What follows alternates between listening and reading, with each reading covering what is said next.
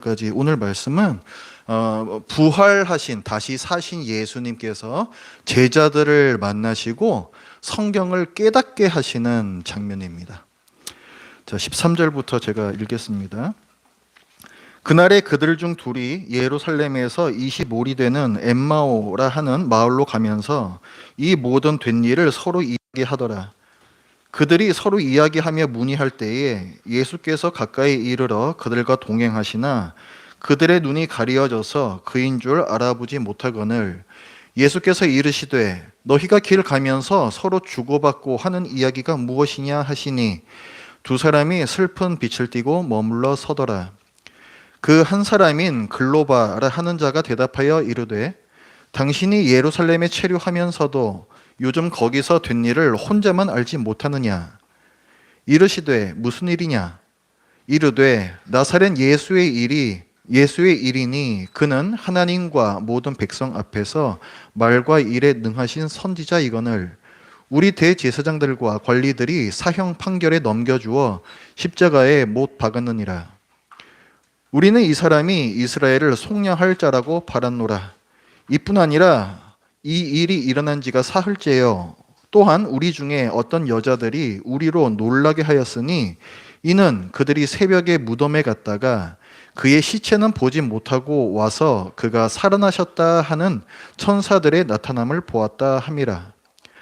또 우리와 함께 한 자 중에 두어 사람이 무덤에 가 과연 여자들이 말한 바와 같음을 보았으나 예수는 보지 못하였느니라 하거늘 이르시되 미련하고 선지자들이 말한 모든 것을 마음에 더디 믿는 자들이여 그리스도가 이런 고난을 받고 자기의 영광에 들어가야 할 것이 아니냐 하시고 이에 모세와 모든 선지자의 글로 시작하여 모든 성경에 쓴 바 자기에 관한 것을 자세히 설명하시니라. 그들이 가는 마을에 가까이 가매 예수는 더 가려 하는 것 같이 하시니 그들이 강권하여 이르되 우리와 함께 유하사이다. 때가 저물어 가고 날이 이미 기울었나이다 하니 이에 그들과 함께 유하러 들어가시니라. 그들과 함께 음식 잡수실 때에 떡을 가지사 축사하시고 떼어 그들에게 주시니 그들의 눈이 밝아져 그인 줄 알아보더니 예수는 그들에게 보이지 아니하시는지라.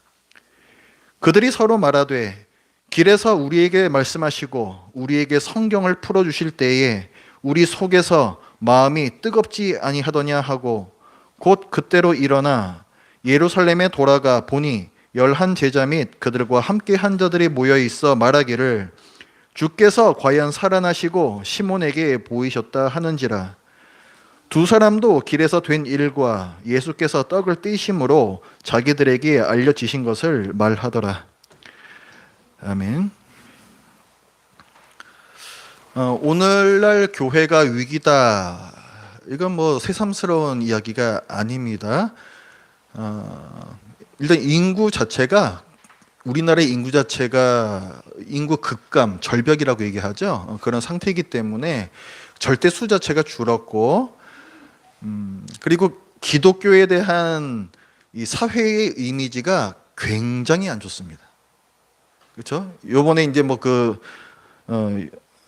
윤석열 전 대통령의 그 탄핵 사건 여기에서도 지금까지도 이어지고 있는데 이 기독교의 이미지, 그러니까 이 기독교의 일부 사람들인데 이런 어떤 극단적인 이제 모습 때문에 기독교 전체의 이미지가 굉장히 또 안 좋아지고 있고 이런 문제 때문에 신자 수가 굉장히 급속하게 줄어들고 있는 상황입니다. 모든 교단이 그래요, 지금 우리나라에.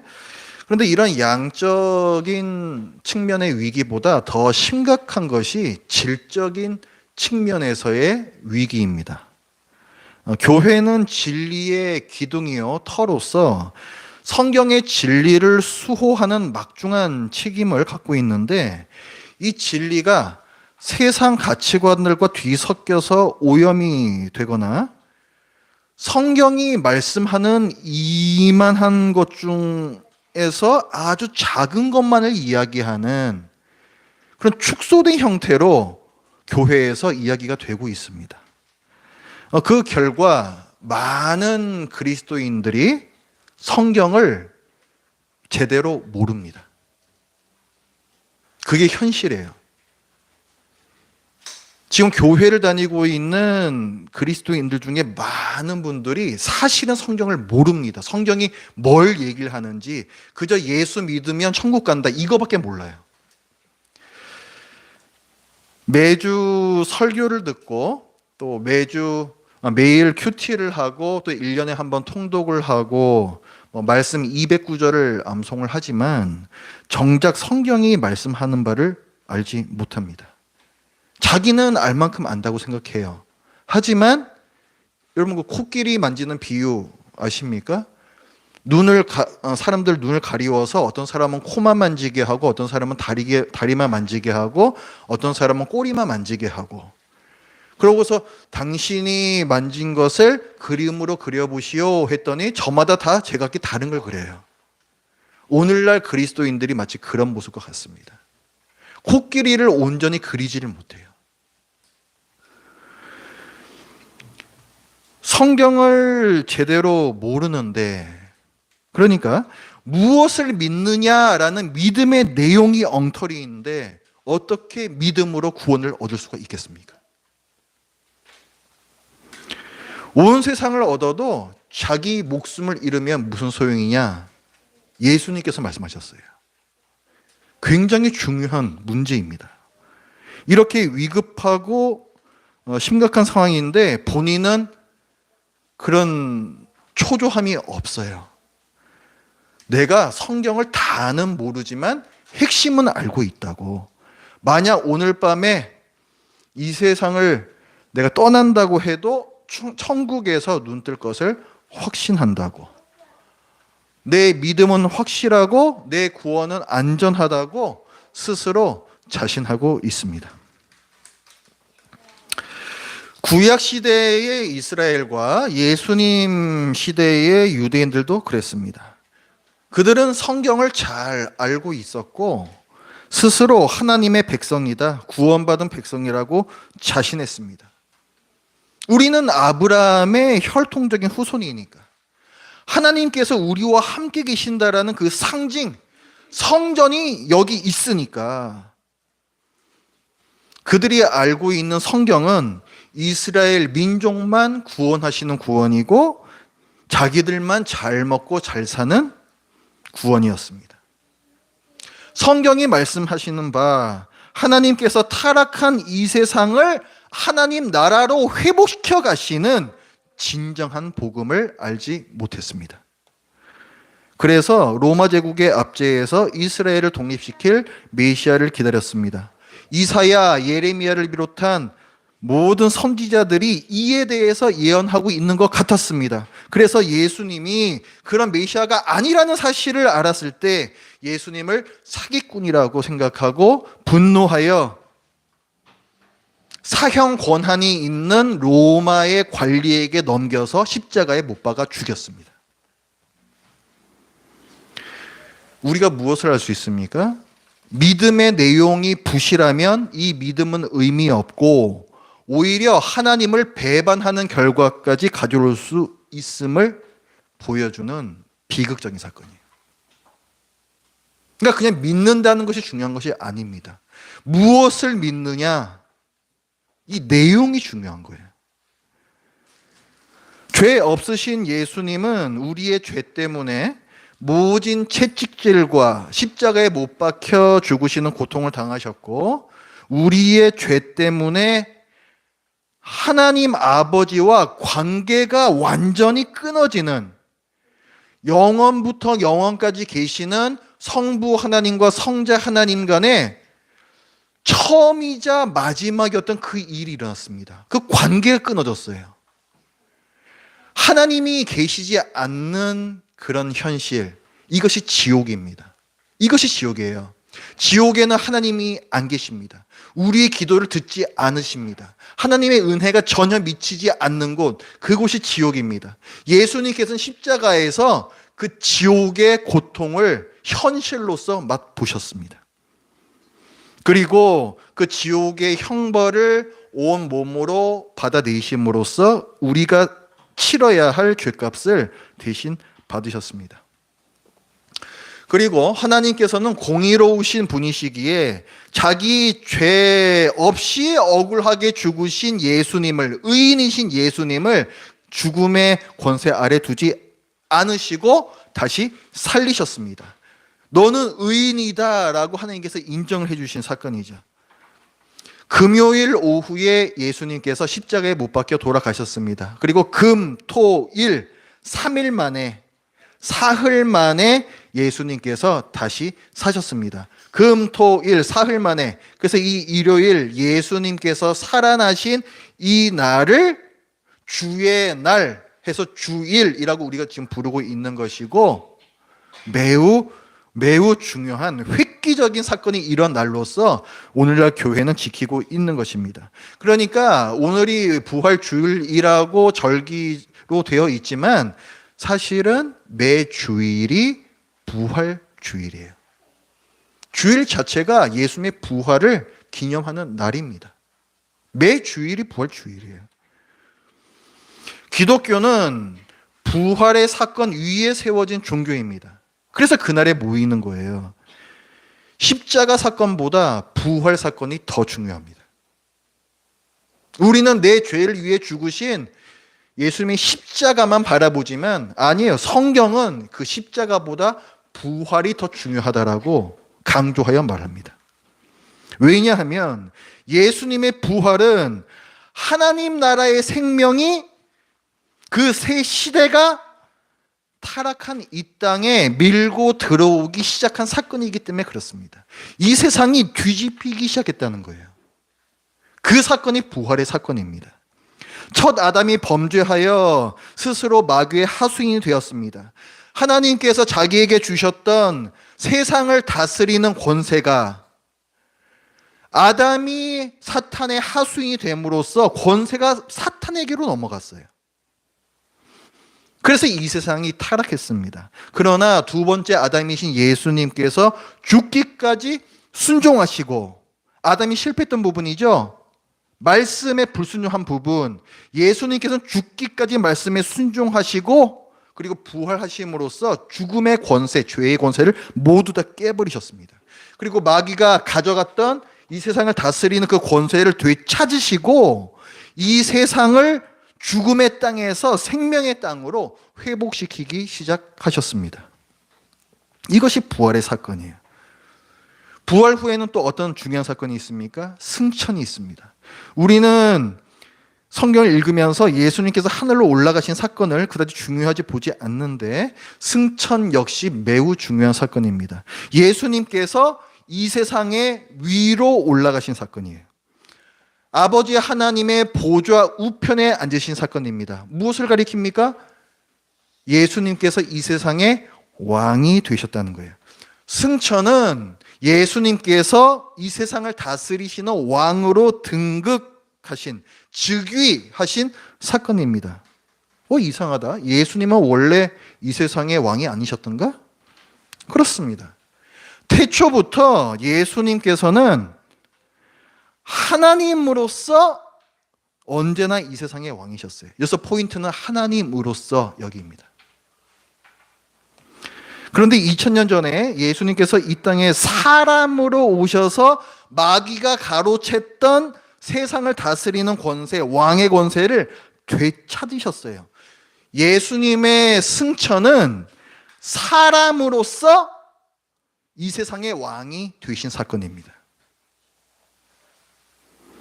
이로써 하나님께서 세상을 창조하실 때 계획하셨던 하나님 나라의 모습 무엇입니까? 하나님께서 참 왕이시고 부왕으로서 사람이 이 세상을 다스리는 그 애초의 그림이 제 모습을 찾게 됩니다.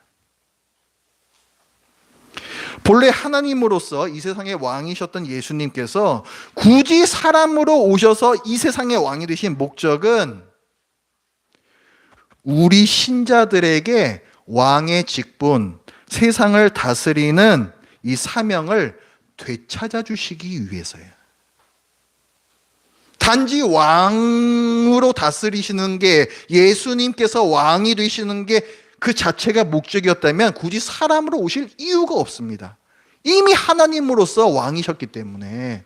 근데 왜 사람으로 오셨느냐? 사람으로서, 사람의 대표로서 세상을 다스리는 권세를 되찾으시고 우리 신자들, 우리 사람들에게 그 권세, 그 직분을 다시 돌려주시기 위함이에요. 이것을 성경은 하나님 나라를 기업으로 주신다라고 표현을 합니다. 하나님 나라라는 것은 하나님의 통치를 말하는 거예요. 하나님의 통치인데 사람을 통하여 다스리시는 그 통치입니다.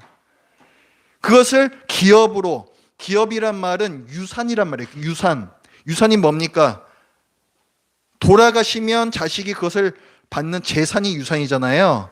왜 하나님 나라를 기업이다, 유산이라고 표현하는가? 죽음을 전제로 하기 때문에 그렇습니다. 예수님께서 죽으심으로, 부활 승천하심으로 잃어버렸던 권세를 우리에게 되찾아 돌려주셨기 때문에 이것을 기업이다, 유산이다 이렇게 표현을 하는 것입니다. 예수님의 부활과 승천으로 신약시대의 신자들이 지금 말하는 거예요. 지금 우리들은 영적으로 예수님과 함께 이 세상을 다스리고 있습니다. 그것이 우리가 지금 보지 못하고 있는 현실이에요. 이것은 현실입니다. 우리 신자들은 예수님과 함께 영적으로 이 세상을 이미 다스리고 있어요. 이것을 성경에서는, 계시록에서는 천년 왕국이다라고 말합니다. 주님께서 다시 오실 때까지 그 완전한 다스림의 기간을 천이라는 숫자로 표현을 하는 거예요. 천년 왕국이 지금 이 시대입니다. 이것은 영적 통치이기 때문에 잘 실감이 안 나죠. 여전히 우리는 다른 사람들과, 믿지 않는 사람들과 다를 바가 없는 것 같고, 믿기 전과 믿은 후 나의 상황은 여전히 똑같은 것 같고 전혀 실감이 나지 않습니다. 영적인 통치이기 때문에 그렇습니다. 그러나 훗날에 예수님께서 이 땅에 다시 오셔서 하나님 나라가 완성이 되면 그때에는 명명백백하게 우리는 이 사실을 실감할 수가 있습니다. 성경은 하나님의 이 큰 그림을 우리에게 알려주고 있습니다. 부활과 승천은 매우 중요한 사건이라고 말씀을 드렸습니다. 그런데 예수님께서 부활하신 후 바로 승천하지 않으셨습니다. 부활하셔서 죽음의 권세를 깨셨고 마귀의 머리를 깨셨고, 그럼 이제 승천하셔서 이 세상을 다스리시는 왕으로 등극하시면 되지 않겠습니까? 그런데 왜 바로 승천하지 않으셨을까? 오늘 본문에 예수님의 두 제자가 나옵니다. 33절을 보면 곧 그때로 일어나, 이 두 제자가 일어나서 예루살렘으로 돌아가 보니 11제자 있었다 그랬죠. 그러니까 이 두 제자는 11제자 중에 속한 사람이다, 아니다? 아니다라는 거예요. 그죠? 그러니까 사도들은 아닙니다. 만나셨던 이 두 제자는 사도는 아니에요. 오늘 본문에 보면 글로바라는 사람과 이름을 알 수 없는 누군가로 나와 있습니다. 어쨌든 이 예수님을 어쨌든 쫓아다녔던 이 두 사람이에요. 근데 이 두 사람이 예루살렘에서 엠마오라는 마을로 가고 있었습니다. 이 길 위에서 예수님께서 나타나셔서 그들과 함께 길을 걸어가십니다. 그러면서 아무것도 모르는 척 그들과 이야기를 나누셨습니다. 이 두 제자들은 예수님께서 정치적인 메시아가 아니셨기 때문에, 그리고 허무하게 십자가에서 억울하게 돌아가셨기 때문에 낙담했고 슬픔에 빠져 있었습니다.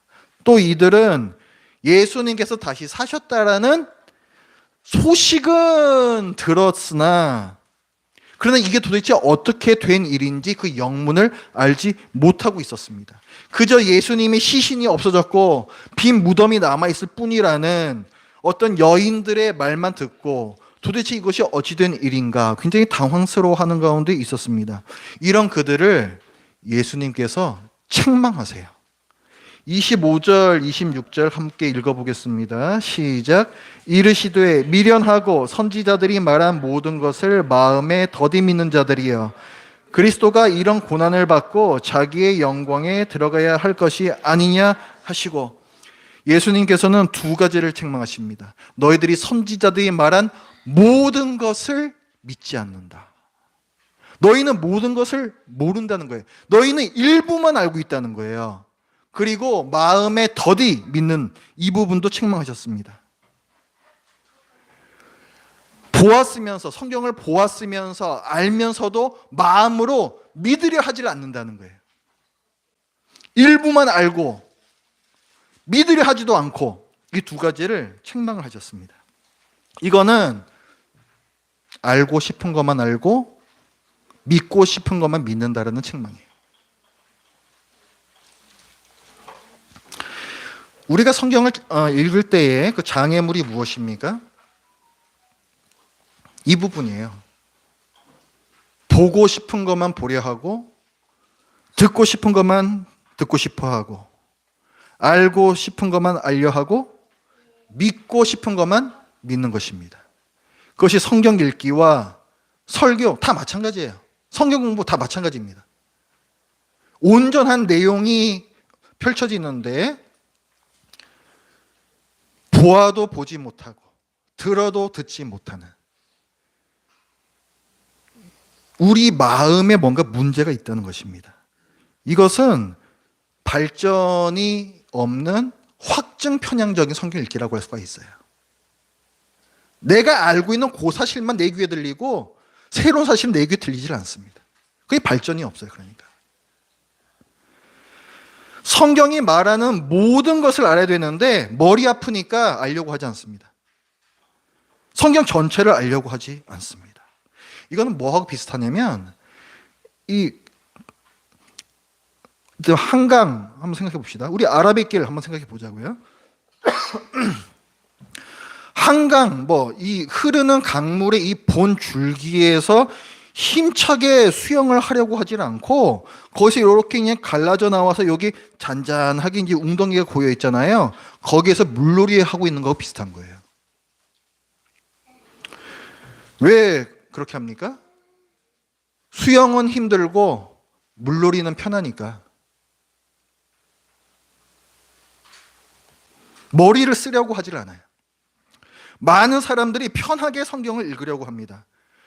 읽다 보면은 내가 잘 이해할 수 없고 껄끄러운 말씀들이 나오거든요. 그럼 거기서 멈춰야 됩니다. 거기서 멈춰야 돼요. 이게 과연 무슨 말씀인가? 요즘은 그 챗 GPT도 아무나 쓸 수 있잖아요.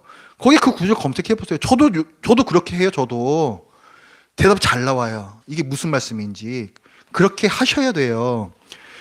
이게 무슨 말인가 해서 거기서 눈이 멈추고 내 마음이 멈춰야 됩니다. 그런데 머리가 힘들고 마음이 힘드니까 본능적으로, 무의식적으로 읽기 편한 말씀, 내가 이미 알고 있는 말씀으로 얼른 넘어가 버립니다. 그건 발전이 없어요. 더 이상 지식이 쌓이지 않습니다. 이스라엘이 혈통을 의지해서 자기네들을 하나님의 백성이다라고 확신했던 이유가 그게 편하기 때문입니다. 편하기 때문이에요. 혈통적으로 자동으로 하나님의 백성이 되니까 이보다 더 편한 게 어디 있어요?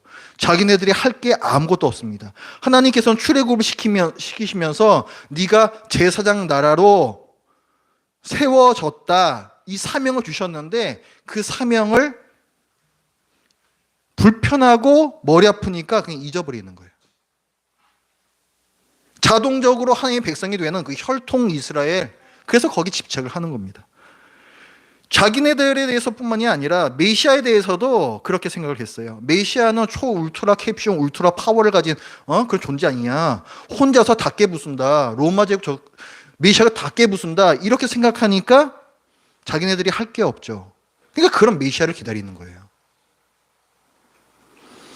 이에 대해서 예수님께서는 뭐라고 말씀하십니까? 26절에 보면은 이런 고난을 받고 자기의 영광에 들어가야 할 것이 아니냐. 성경에 이미 그렇게 기록이 돼 있다는 거예요. 근데 너희들은 왜 고난 부분은 점프하고 영광만 생각하느냐. 메시아인 나나 날 따르는 너희들이나 고난을 건너뛸 수 없다 말씀하세요. 그렇습니다. 고난을 건너뛰려 해서는 안 됩니다.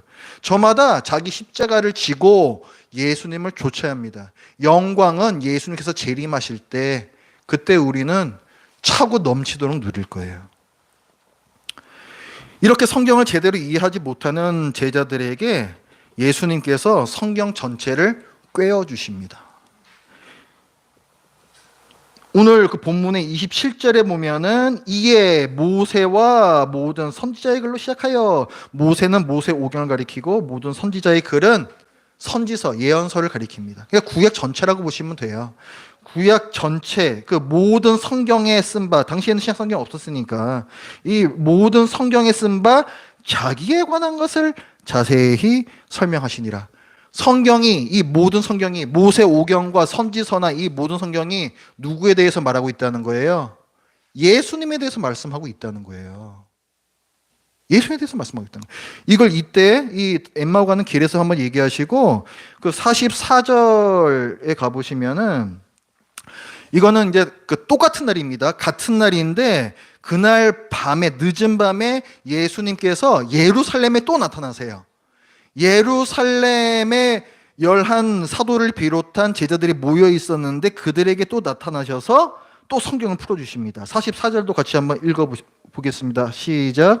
또 이르시되 내가 너희와 함께 있을 때에 너희에게 말한 바 곧 모세의 율법과 선지자의 글과 시편에 나를 가리켜 기록된 모든 것이 이루어져야 하리라 한 말이 이것이라 하시고, 여기 보시면은 지금 예수님께서 성경을 풀어주시면서 이것이 다 내게 대한 것이다 말씀하시는 게 처음이 아니에요. 내가 너희와 함께 있을 때에 너희에게 말한 바, 내가 지금 다시 얘기한다는 거예요. 이미 내가 너희와 3년 동안 같이 있으면서 누누이 이 구약 성경 전체를 이것이 다 그리스도에 대한 말씀이다라고 누누이 말씀을 하셨는데도 너희는 아직도 그걸 깨닫지 못하고 있구나. 내가 다시 얘기를 해주겠다 하시는 거예요. 모세의 율법, 모세 오경, 선지자의 글, 선지서, 시편, 성문서라고 부르는 겁니다. 구약 성경 전체예요. 나를 가리켜 기록된 모든 것이 이루어져야 하리라. 그 성취가 바로 나 예수의 십자가 죽음과 부활이라는 거죠. 45절에 똑같은 말 아닙니까? 이에 그들의 마음을 열어 성경을 깨닫게 하시고, 지금까지 몰랐던 어떤 비밀의 지식을 깨닫게 하신 게 아니에요. 성경을 깨닫게 하신 거예요. 성경을. 성경에 명시되어 있는 이 진리를 깨닫게 하신 거예요.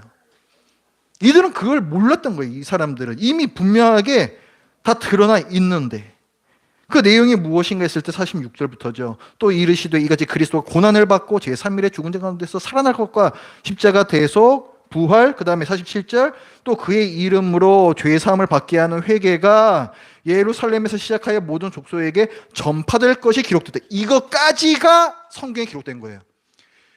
죽으심, 부활까지가 아니고 죽으심, 부활, 그리고 이를 믿음으로 죄사함 받는 회개를 모든 민족에게 전파하는 것, 모든 민족이 그래서 하나님께로 돌아오는 것까지가 성경에 기록된 거예요. 그러니까 복음은 여기까지입니다.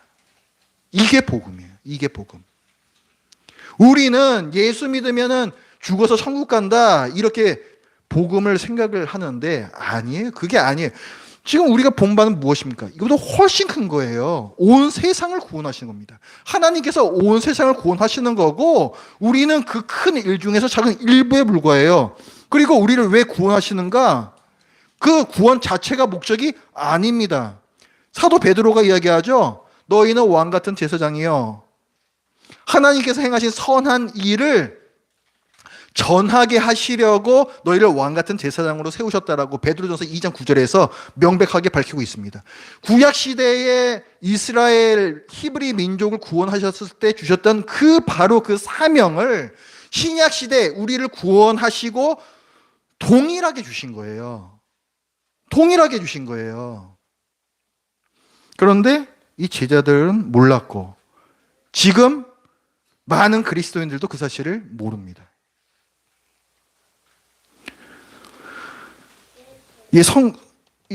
예수님께서 말씀하시는 건 창조의 완성이에요. 창조의 완성. 예수 그리스도의 성육신, 십자가 죽음, 부활, 승천, 재림은 그 중심에 있는 결정적인 사건들입니다. 예수님께서 그걸 말씀하고 계세요. 창조의 완성이라니까요.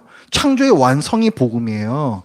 그래서 창세기부터 그 완성, 계시록까지가 전체가 복음입니다.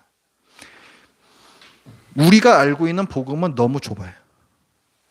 그러니까 우리 삶에 힘이 없는 겁니다.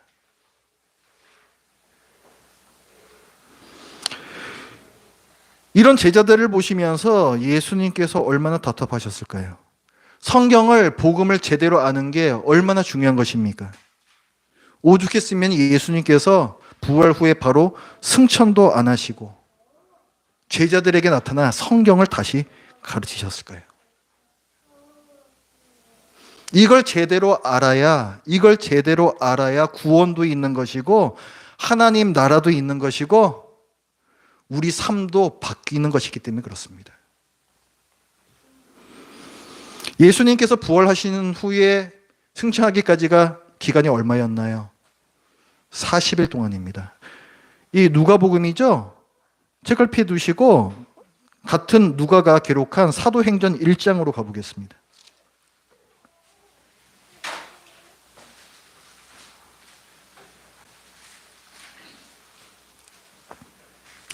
사도행전 1장 3절 말씀, 예수님께서 며칠 동안 부활 후 승천까지 며칠 동안 계셨는가 찾아보시기 바랍니다. 3절 같이 읽어요. 시작. 그가 고난받으신 후에 또한 그들에게 확실한 많은 증거로 친히 살아계심을 나타내사 40일 동안 그들에게 보이시며 하나님 나라의 일을 말씀하시니라. 며칠 동안 계셨대요?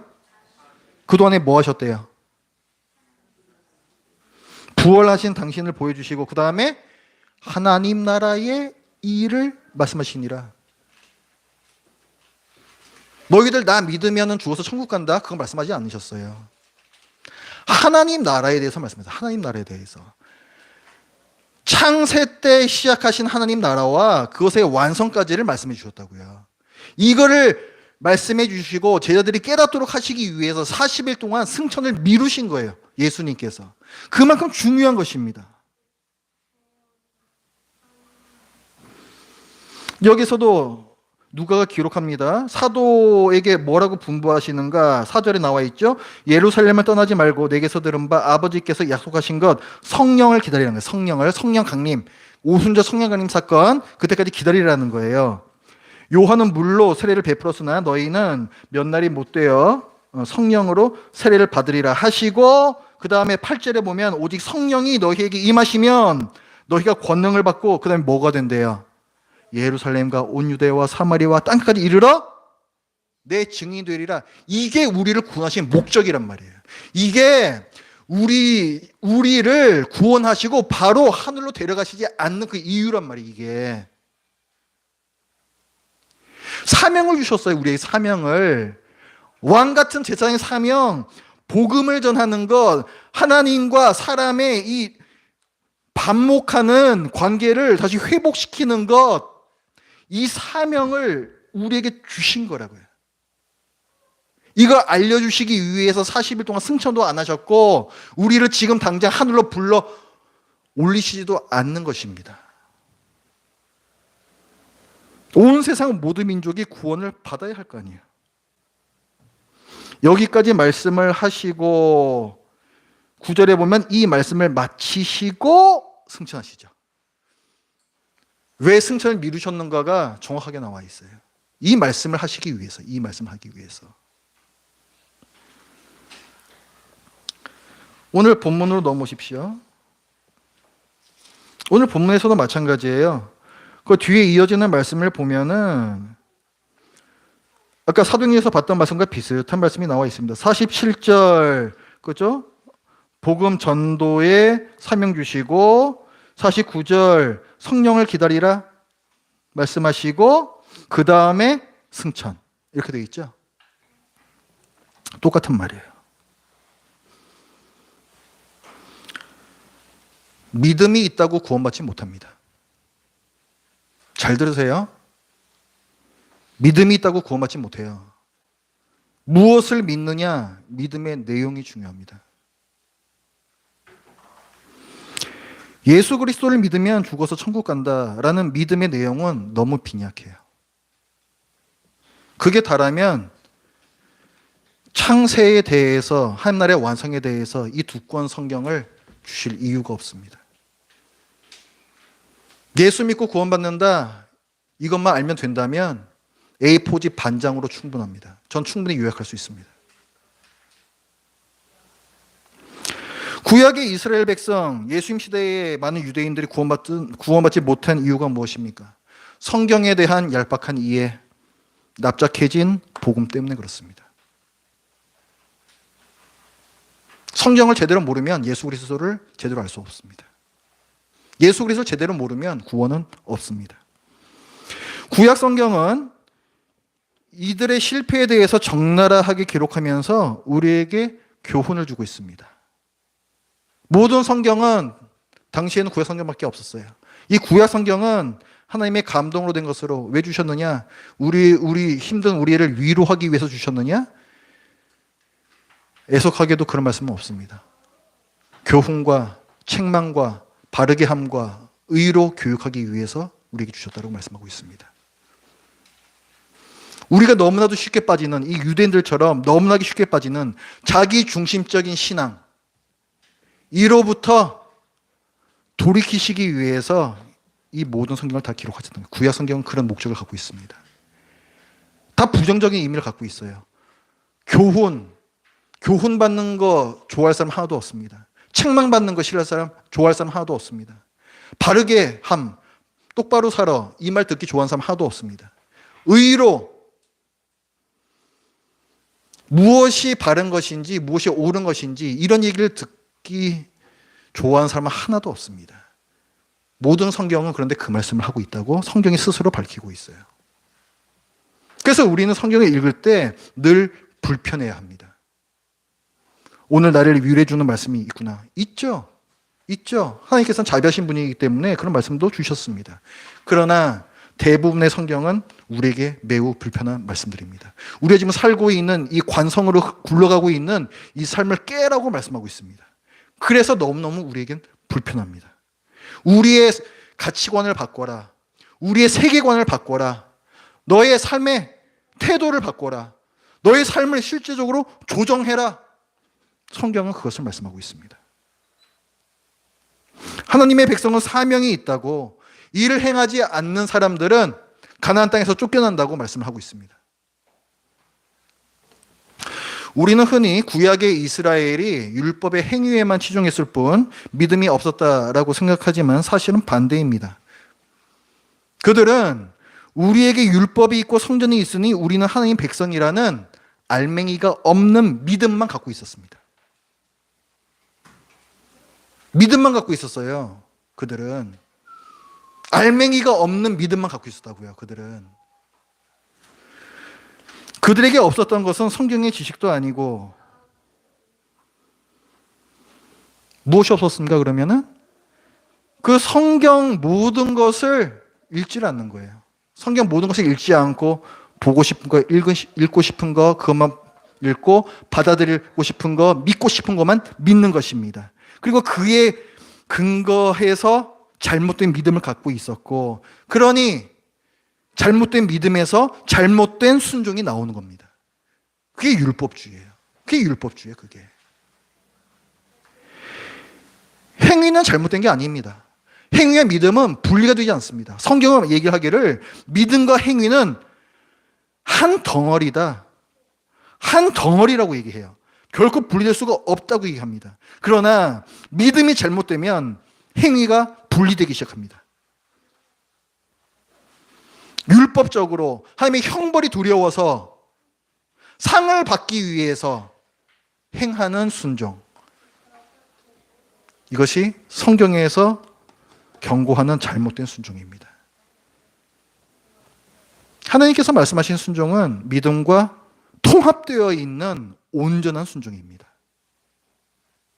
진정 어린 행위라고 할 수 있어요. 그러나 이 유대인들은 우리는 하나님의 백성이다, 곧 죽어도 하나님의 백성이다라는 믿음에 빠져 있었습니다. 이거를 믿음주의라고 해요. 믿음주의, believism, 믿음주의라고 합니다. 보통 무슨 이즘이라고 하면은 좋은 게 별로 없어요. 왜 좋은 게 별로 없느냐? 무슨 이즘이라고 할 때에는 이 복잡하고 큰 실체를 뭔가 그 일부 하나로 다 축소시켜버리는 것이기 때문에 그렇습니다. 당연히 모든 것을 다 이해할 수가 없죠. 요만한 걸로 어떻게 이만한 전체를 다 설명합니까? 그런 시도를 하는 게 무슨 니즘 이런 것들이에요.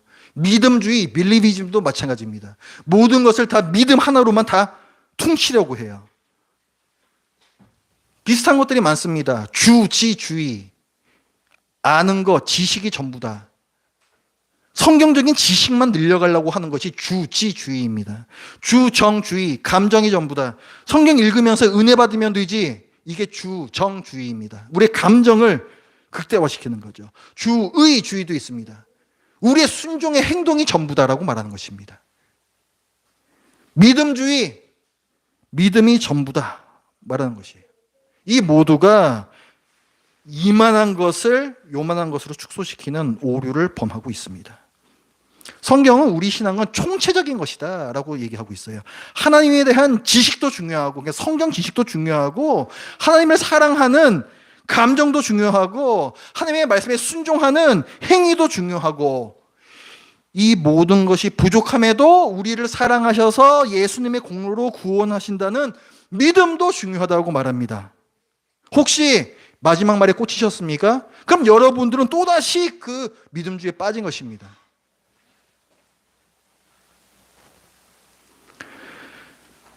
오늘날 교회 다니는 많은 사람들이 믿음주의에 빠져 있어요.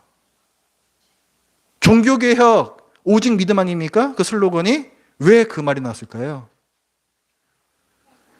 그 당시의 교회가 잘못 가르쳤거든요.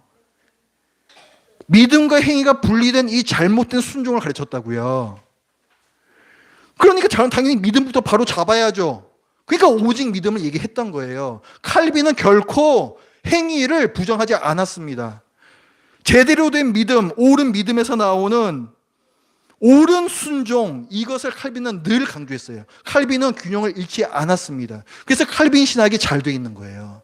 그런데 이런 배경을 전혀 이해하지 않고 그저 오직 믿음, 이것만 그냥 어디서 그냥 이렇게 표현해서 죄송합니다. 그냥 주워들어서는 목사나 교인들이나 그래 믿음이면 다 되는 거지 이렇게 생각하는 거예요.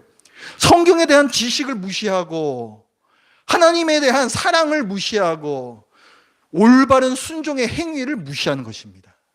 이게 빌리비즘이에요. 지금은 종교개혁 시대가 아닙니다. 오히려 이 빌리비즘에서 또 한 번의 종교개혁이 일어나야 할 거라고 저는 생각을 해요. 온전한 믿음을 회복해야 합니다. 모든 것들이 이게 다 들어가 있어야 돼요. 그게 온전한 믿음이에요.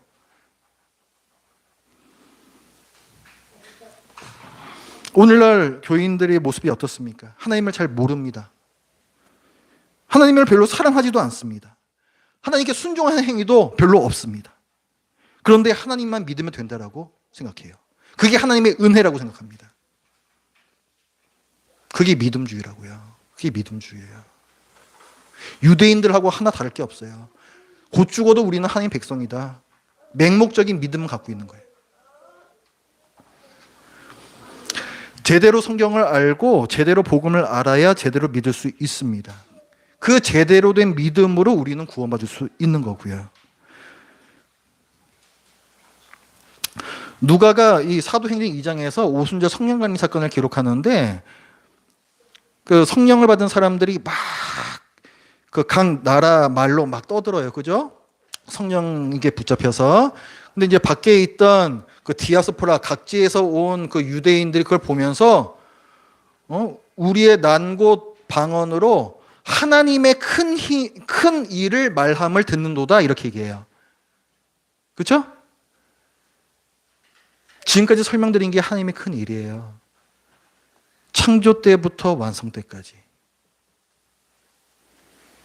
이 지금 성령님께 사로잡히는 사람들이 몇 시간을 갖다가 그렇게 떠들었는데 예수님 믿으면은 죽어서 천국 갑니다. 이걸 앵무새처럼 몇 시간씩 되풀이했을 거라고 생각하십니까? 얼마나 웃음꽝스러웠을까요? 그건? 하나님의 큰 일을 말했어요. 그들은. 그랜드 스토리, 메가 스토리입니다. 모든 세상을 설명할 수 있고 우리의 모든 인생을 설명할 수 있는 메가 스토리예요. 그걸 얘기했다고, 그거를. 창조부터 완성까지. 우리에게는 나의 구원, 내 가족의 구원, 현실적으로 그게 가장 중요하다라고 생각되지만 성경은 그렇게 말씀하지 않습니다. 성경은 우리가 중요하게 생각하는 그 일, 중요한데 그거는 하나님의 큰 일, 메가 스토리 중에 아주 일부분에 불과하다라고 말씀하고 있습니다. 우리의 구원은 하나님의 최종 목적지가 아닙니다.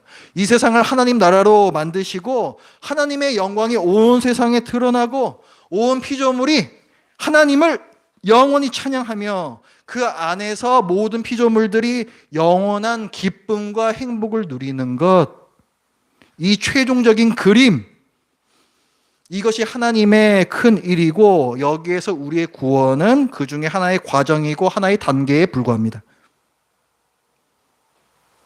다 이루었다가 아니라고요. 우리는 예수님께서는 다 이루셨죠. 우린 할 일이 많이 남아있어요. 하나님께서 이 큰 일을 이루시기 위해서 태초에 자기 백성들을 이미 예정하시고 예수 그리스도를 통해서 구원하셨다라고 성경은 말씀을 하고 있습니다. 그러니까 성경 전체의 주제는 예수 그리스도의 십자가 죽음과 부활 그리고 신자의 구원에서 끝나지 않습니다.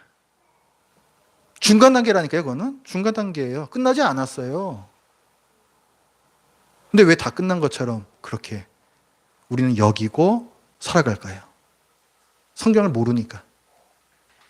이 사실부터 우리는 솔직하게 인정해야 돼요. 나는 성경을 모른다. 다는 모르지만 핵심만 안다도 아니에요. 나는 성경을 아예 모른다. 이게 정직한 우리의 고백입니다. 그게 정직한 고백이에요, 진짜로. 아예 모른다니까요. 죽으면 그냥 천국 가는 거, 그게 성경에서 말씀하는 거예요. 아니라니까요.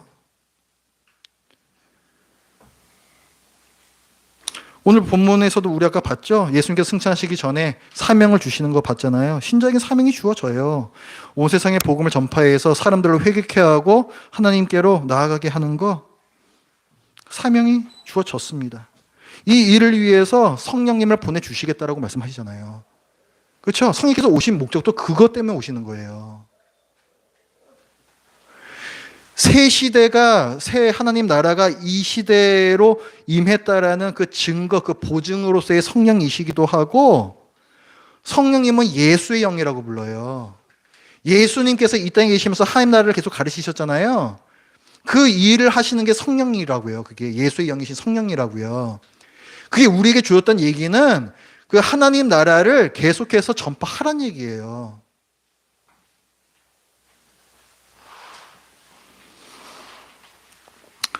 이런 지식이 없으면 방만하게 삽니다. 홍해를 건넜으면 가나안 땅에 들어가서 하나님의 백성답게 살면서 이웃나라를 초청해야 되는데 홍해 해변에 그냥 좌판 깔고 앉아가지고 회 떠먹고 있어요. 우리에게 주신 은혜가 얼마나 크냐. 회 떠먹고 있다고 거기서. 그러면서도 스스로도 만족이 없어요. 신앙생활에 만족이 없어요. 활력도 없어요. 이게 단가? 이 세상에서는 이게 다고 그냥 죽어서나 더 좋은 걸 누리게 되는 건가? 그냥 그 정도로 생각을 하죠. 복음을 제대로 알아야 합니다. 복음을 제대로 알려면 예수님께서 제자들에게 가르치셨듯이 성경 전체를 제대로 알아야 돼요. 그래야 복음을 제대로 알 수 있습니다. 이 제자들이 성경을 안 읽었을까요? 우리 유대인들이 얼마나 지독하게 어릴 때부터 성경 공부시키는지 우리 다 알잖아요. 얼마나 많은 구절들을 암송하는지 우리는 알잖아요. 그들이.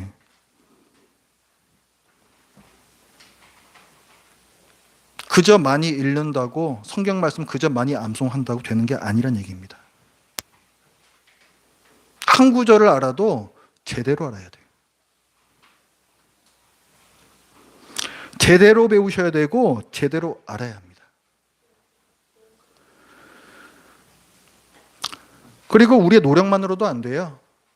성경을 아주 깊게 팠는데 그 이단이 된 사람들도 있고요. 그냥 단순한 어떤 그 철학적인 관점에서 성경을 해석하고 뭐 이런 사람들도 있습니다. 그러니까 자기 본인이 열심히 좀 알아보겠다 그 노력만으로도 안 되는 거예요.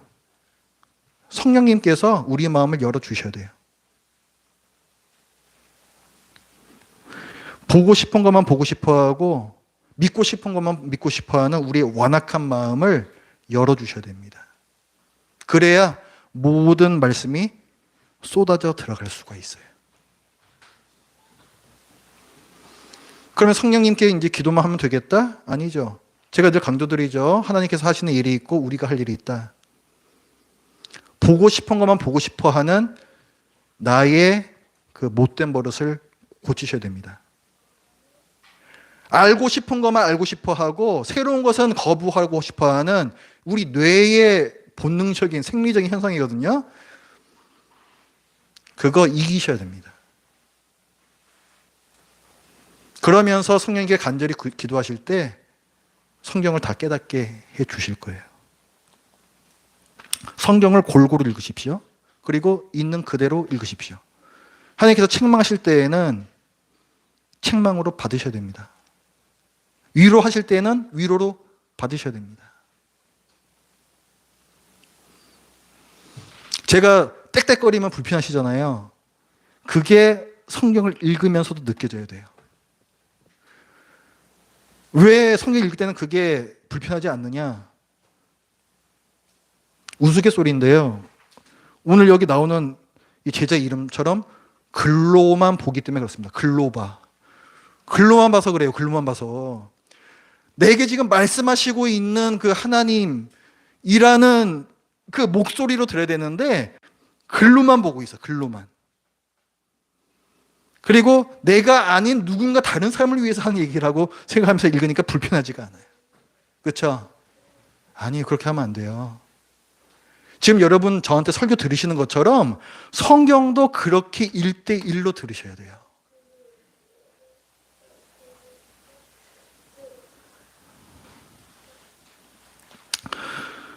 이것이 여러분의 구원을 위해서 그리고 또 하나님의 큰 애를 위해서 절대적으로 중요합니다. 저는 다른 건 몰라도 최소한 여기에 모여 계신 분들은 복음이 뭐냐라고 물었을 때 같은 얘기를 하셔야 된다고 생각해요. 뭐 어려운 얘기, 우리 뭐 웨스트민스터 이거 배우고 있잖아요. 그런 어려운 얘기는 잘 기억도 안 나고 몰라도 그럴 수 있어요. 근데 복음이 뭡니까? 라고 물었을 때 예수 믿으면은 받고 천국 가는 거예요. 이 대답은 안 나왔으면 좋겠습니다. 창세기부터 요한계시록까지 그 하나님 나라 그거를 정말 그 오순절 성령 강림 때 몇 시간씩 난고 방언으로 떠들었던 사람들처럼 이야기할 수 있는 그런 분들이 되길 바라요. 그게 복음을 아는 거예요. 그게 우리가 복음에 대해서는 최소한 복음에 대해서는 같은 이야기를 했으면 좋겠어요. 그러니까 공부 열심히 하세요. 공부 열심히 하세요. 여러분 아무것도 몰라요. 진짜로 공부 열심히 하세요. 그 가르쳐 준다는 이 기회가 있으면 얼마나 좋아요. 이 기회를 충분히 살리세요. 여러분 그 하나님 나라에 대해서 계속 얘기하고 이런 거 낯설어요? 제가요 우리 성경 학교 그 코로나 끝나고 그 전에도 했었던 것 같은데 계속 제가 그 하나님 나라 이야기를 했어요. 창세기부터 성전 신학부터 했구나. 그러니까 코로나 전이에요. 우리 집에서 할 때. 그때부터 하나님 나라 이야기를 했다고요. 그 이제는 아셔야죠. 아셔야 돼요. 지금까지 몰랐더라도 부끄러워하지 마세요. 그럴 필요 없어요. 이제 알면 되니까. 그죠? 그 좁은 복음에서 벗어나세요. 벗어나셔야 돼요. 진짜로 벗어나셔야 된다고.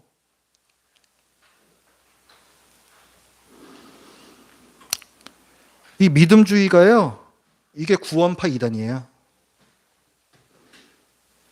우리는 뭐 구원파 손가락질 하면서 저것들 천국 가겠냐 뭐 하는데요. 그게 그 믿음주의라는 게 그게 구원파라고요. 그게. 잘 생각해야 돼요. 우리가 하나님 앞에 갔는데 하나님께서 네가 아는 복음은 반쪽이다. 뭐 네가 죽어서 천국 가는 거하고 내가 지금 이루려고 하는 이 그림하고 도대체 무슨 상관이 있는 거냐? 질문하시면은 어떻게 하겠습니까? 그죠? 정말 물으실지도 몰라요. 주님께서도 말씀하셨어요. 주님께서 먼 나라로 가신다. 왕 위를 받기 위해서 먼 나라로 가신다. 제가 승천은 왕 즉위시라고 말씀드렸잖아요. 그 승천을 뜻하는 거예요. 그래서 먼 나라로 가셨다가 근데 다시 오신다고 했어요. 왕 직위를 받고 다시 오신다. 재림을 뜻하는 거죠. 그때 그 종들과 철저히 샌단 말이에요. 종들이 그동안 어떻게 살았는가 철저히 회개하신다라고 말씀하셨어요. 뜨끔하죠. 그 뜨끔하게 받아야 된다니까요. 그냥 넘어가시지 마세요. 그런 말씀. 뜨끔하다. 난 지금 잘 살고 있는 건가? 그게 성경을 읽는 거예요. 그렇게 성경을 읽는 게. 오늘날의 교회의 위기, 이 신자의 위기를 극복하기 위해서는 이 구원파적 믿음, 빌리비즘, 반쪽짜리 복음에서 벗어나는 것이 첫 단추입니다. 저는 오늘날 우리 한국교회에도 아직은 전 희망이 있다고 생각해요. 참 아이러니하게도 한국교회 안쪽을 들여다보면은 실망할 것들이 너무 많은데, 그래서 제가 교회 바깥을 보면 아직 세상 사람들은 최소한 예수님에 대해서는 실망하지는 않은 것 같아요. 그래서 저는 희망이 있다고 보는 겁니다. 그럼 뭘 하면 되느냐? 우리가 제대로 잘 알고 잘 믿으면 돼요. 제대로 된 믿음으로 잘 살아내면 됩니다. 그러면 한국교회는 다시 일어설 거예요. 저는 그거 확신해요, 진짜. 그러니까 무슨 한국 어디 교단에서 그런 좀 운동 좀 했으면 좋겠다 그런 생각, 그거는 기약 없어요. 나부터 시작하는 거예요. 항상 개혁은. 모든 개혁은 나부터 시작해요. 칼빈 선생이 사람들 다 끌어모아가지고 종교개혁한 거 아니에요. 나부터 시작한 사람이고 루터도 마찬가지예요. 나부터 개혁을 한 사람이에요. 그것들이 작은 언덕들이 되어가지고 사람들이 도전받고 거기에 몰려들기 시작해서 종교개혁이 일어난 거예요. 모든 개혁은 그렇게 일어나는 겁니다. 그러니까 누가 외부에서 뭔가 큰 어떤 제도적인 무언가로 이런 것들이 일어나기를 기다리시지 말고 내가 바뀌면 돼요. 내가 바뀌면 돼. 내가 성경적으로 개혁이 되면 됩니다. 그러면 교회와 그리스도인을 바라보는 세상의 관점이 바뀔 수 있습니다.